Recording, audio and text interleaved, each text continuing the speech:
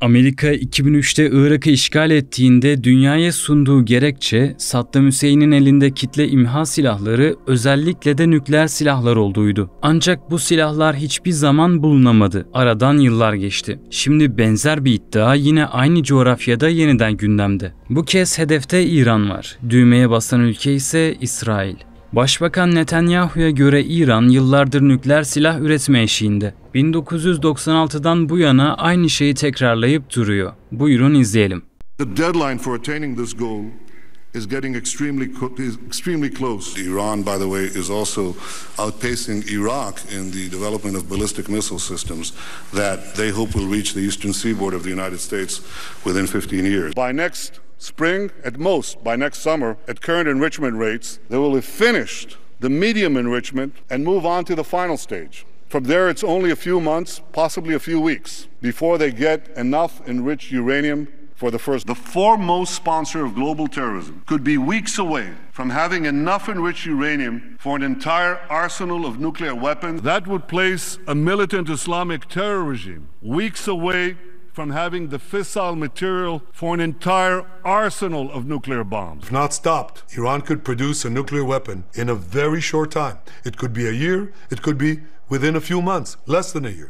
Peki İran gerçekten nükleer silah üretecek düzeye geldi mi? İsrail bunu durdurabilir mi? Bu soruların peşinden gidiyoruz. 13 Haziran'da İsrail, İran'ın nükleer altyapısına yönelik büyük bir saldırı başlattı. Kimilerine göre bu saldırı, Tahran'ı ilk kez nükleer silah üretmeye sevk edecek bir kırılma anıydı. Kimilerine göre ise onlarca yıldır süren İran bombası tehdidinin artık sonu gelmişti. İsrail ordusu şu ana kadar İran'ın hava savunma sistemlerini neredeyse tamamen devre dışı bıraktı. Bu durum Tel Aviv'e yalnızca nükleer altyapıyı değil, artık rejimin kalbindeki unsurları da hedef alma imkanı veriyor. Gelen bilgilere göre saldırılar sebebiyle enerji santralleri, askeri tesisler ve altyapı unsurları ciddi ölçüde tahrip oldu. Ancak tüm bunların haricinde İsrail'in gündem ettiği asıl mesele İran'ın nükleer tesisleri. Yıllarca genişledikten sonra 7 Ekim'in ardından bölgedeki nüfuzu eriyip giden İran son dönemde resmen kabuğuna çekildi. İsrail ise Ahtapot doktriniyle önce İran'ın vekillerini başlarını tekrar kaldıramayacak şekilde zayıflatmaya çalışırken sırayı Ahtapot'un başına getirdi. Mevcut süreçte de nükleeri bahane ederek İran'a son darbeyi vurmaya uğraşıyor. Ancak bu göründüğü kadar kolay değil.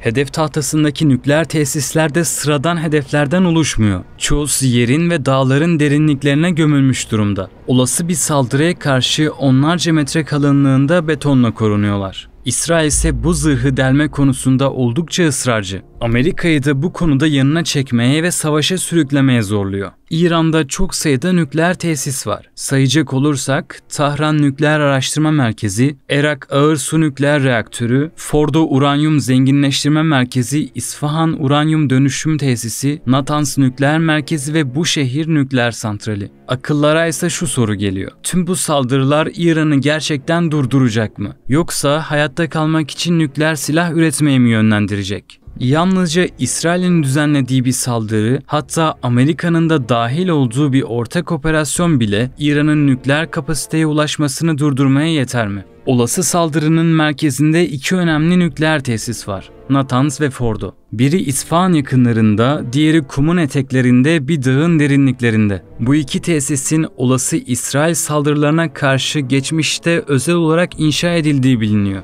Natanz şu ana kadar vurulan tesislerden. Asıl sır perdesi ise Fordo. Başkent Tahran'ın yaklaşık 100 kilometre güneyinde. Analistlere göre Fordo'daki nükleer tesis yüzeyin 80 ila 90 metre altında. Bahsettiğimiz bu iki tesis İran'ın nükleer programının atardamarı. Her ikisinde de binlerce santrifüj çalışıyor. Bu sistemler farklı saflıklarda uranyum üretmek üzere tasarlanmış. İsrail Natanz'daki yeraltı kompleksine zarar verildiğini açıkladı ama detay paylaşmadı. Fordo'nun hedef alınıp alınmadığı ise henüz belirsiz. Bugün itibariyle İran %60 saflıkta zenginleştirilmiş ciddi bir uranyum stoğu biriktirmiş durumda. Uluslararası Atom Enerjisi Ajansı'nın raporuna göre İran'ın elinde 408,6 kilogram uranyum bulunuyor. Natanz'la Fordo'daki gelişmiş santrifüjler bu miktarı her ay ortalama 33,5 kilogram artırıyor. Bu oranın silah üretmek için gereken %90 saflığa ulaşmak için bir adım geride olduğu belirtiliyor. Washington merkezli Bilim ve Uluslararası Güvenlik Enstitüsü'ne göre İran bu stokla yalnızca 3 hafta içinde 9 nükleer silah üretecek malzemeye ulaşabilir. Aynı rapora göre bu uranyumun tamamı Natanz ve Fordo'da olmayabilir. Bir kısmının ülkenin dört bir yanına dağılmış durumda olduğu tartışılıyor.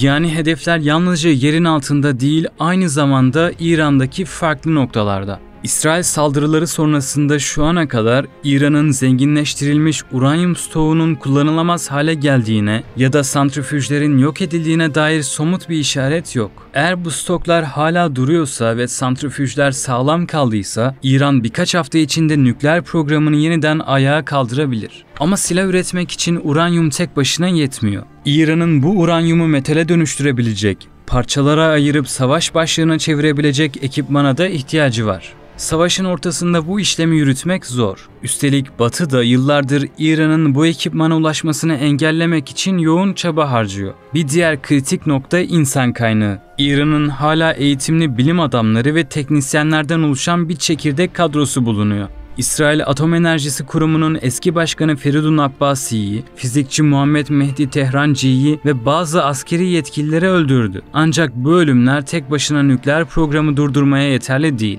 Yer altındaki nükleer tesisleri gerçekten etkisiz hale getirmek için sığınak delici mühimmatlar gerekiyor. İran'ın en korunaklı bölgelerine ulaşmanın yolu Amerika'ya ait dev bombalardan geçiyor. Seçenekler arasında öne çıkan GBU-57 adlı bomba tam tamına 13 ton. Betonu 61 metre delip ardından patlamak üzere tasarlandı. Amerika'nın elinde bundan yaklaşık 20 adet mevcut. Bu bombayı ise sadece B-2 tipi hayalet uçaklar taşıyabiliyor. Biraz bu uçak hakkında bahsetmek gerekirse, uçağın menzili 11.000, hava ikmaliyle 18.500 kilometreyi aşıyor. 15.240 metre yüksekliğe çıkabilirken 18 tonluk mühimmat taşıyabiliyor. Northrop ve Boeing'in ortak tasarımı olan uçan kanat formu düşük radar izini sağladığı için tercih edilmişti. Bu da radarlarda görünürlüğünü en düşük düzeye çekiyor. 2025 itibariyle Amerika 19 adet B-2'yi aktif olarak kullanıyor. Bu uçaklar Mart ayında Hint Okyanusu'nun ortasındaki Diego Garcia'da bulunan Amerikan üssüne konuşlandırılmıştı. Aynı uçaklar uydu görüntülerine de yansımıştı. Hatta o vakitlerde B-52 bombardıman, C-17 askeri nakliye, KC-135 yakıt ikmali ve P-8A keşif uçakları da üste konuşluydu. Dahası o tarihten bu yana Amerika İran'ı vurmaya mı hazırlanıyor soruları gündeme geliyordu. Bahsettiğim üs İran'a 5300 kilometre, Husilerin bulunduğu Yemen'e ise yalnızca 4000 kilometre uzaklıkta. Şimdi kısa bir genel kültür bilgisi vereyim. Diego Garcia aslında bölge ülkesi Mauritius'a bağlı Chagos takım adalarının bir parçasıydı. Ama İngiltere, Mauritius henüz bağımsız bile olmadan 1965'te bu adaları hileyle ayırdı. Böylece Chagos'u kendi toprağı ilan etti. 1966'da Amerika ile İngiltere el sıkıştı. İngiltere Diego Garcia'yı Amerika'ya kiraladı. Karşılığında balistik füzeleri daha düşük fiyata aldı. 2016'da bu anlaşma bir 20 yıl daha uzatıldı. Ancak masadaki pazarlığın en ağır bedelini adanın halkı ödedi. 1500'den fazla Chagoslu evlerinden zorla sürüldü.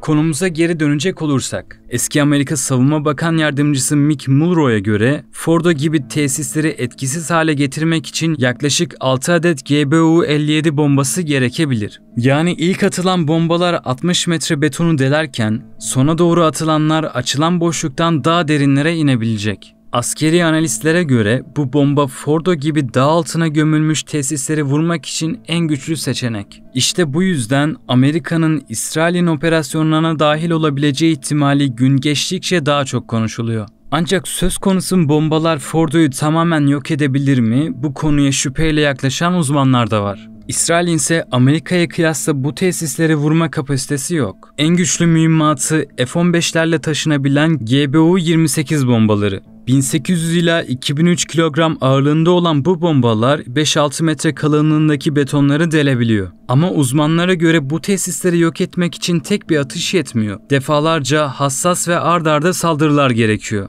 Ayrıca İsrail'in elinde daha fazla sayıda sahip olduğu mühimmatsa BLU-109 tipi 900 kilogramlık sığınak delici bombalar. Bu bombalar F-35 savaş uçaklarıyla taşınabiliyor. Örneğin 2024'te eski Hizbullah lideri Hasan Nasrallah'a yapılan saldırıda bu mühimmatlar kullanıldı.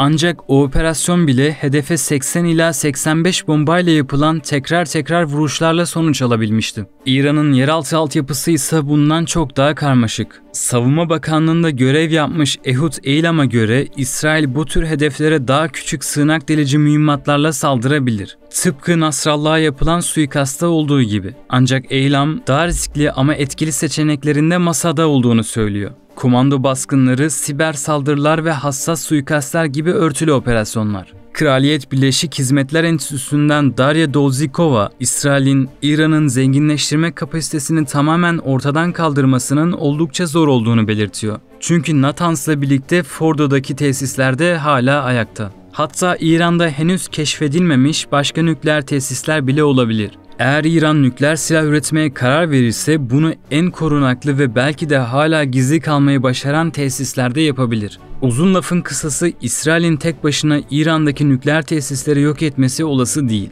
Bu sebeple Netanyahu Amerika'yı savaşa çekme konusunda ısrarcı. Peki Amerika müdahale ederse Fordo'daki nükleer olası bir saldırıda çevreye radyasyon yayar mı? Alabama Üniversitesi'nden radyasyon sağlığı uzmanı Emily Caffrey'e göre tam olarak hayır. Çünkü tesiste işlenen madde uranyumun gaz hali olan uranyum hegzaflorür. Bu madde çok ağır bir gaz. Yani havaya karışsa bile çok uzağa yayılması pek mümkün değil. Saldırı olsa bile oluşacak kirlilik büyük ihtimalle sadece tesisin çevresiyle sınırlı kalır. Ancak gazın bir riski var. Havadaki su buharıyla temas ettiğinde yakıcı ve zehirli bir asit oluşturabiliyor. Bu madde doğrudan solunduğunda zarar verebilir. Ama Fordo gibi tesisler dağların içine gömülü olduğundan bu tür gazların dışarı çıkması da oldukça zor. Son olarak değinmek istediğim bir konu var. Orta Doğu'da tek nükleer güç İsrail. Yaklaşık 90 nükleer silaha sahip olduğu düşünülüyor. Yani bölgede bir denge yok. İsrail başına buyruk bir şekilde nükleer kartını işine geldiği gibi kullanıyor. Uluslararası ilişkilerde güç dengesi hiçbir devletin diğerlerine üstünlük kuramayacağı bir denge durumunu ifade ediyor. Amaç bir hegemonun ortaya çıkmasını engellemek ve büyük savaşları önlemek. Bu denge de ittifaklarla, silahlanmayla ya da bölgesel güçlerin birbirini dengelemesiyle sağlanabiliyor. Neorealizmin kurucularından Kenneth Waltz, 2012'deki makalesinde nükleer İran'ın bölgede istikrar sağlayabileceğini savunuyor. Yani yazar kısaca şunu söylüyor: İran'ın açıkça nükleer bir güç haline gelmesi, caydırıcılığı artırarak Orta Doğu'daki güç dengesini dengeleyecek ve İsrail'in onlarca yıldır süren nükleer tekelini kırarak daha kalıcı bir istikrar oluşturacak. Bu argüman tarihi örneklerle de destekleniyor. Çin, Hindistan ve Pakistan gibi ülkeler nükleer silah edindikten sonra daha temkinli davrandı. Bölgede hiçbir nükleer güç bir diğerine karşı tam kapsamlı bir savaş başlatmadı. Yani Orta Doğu'da İran'ın nükleer silaha sahip olması şart değil. Ancak İsrail'i dengeleme açısından bölgede aklı başında bir ülkenin nükleer silah edinmesi şart gibi duruyor.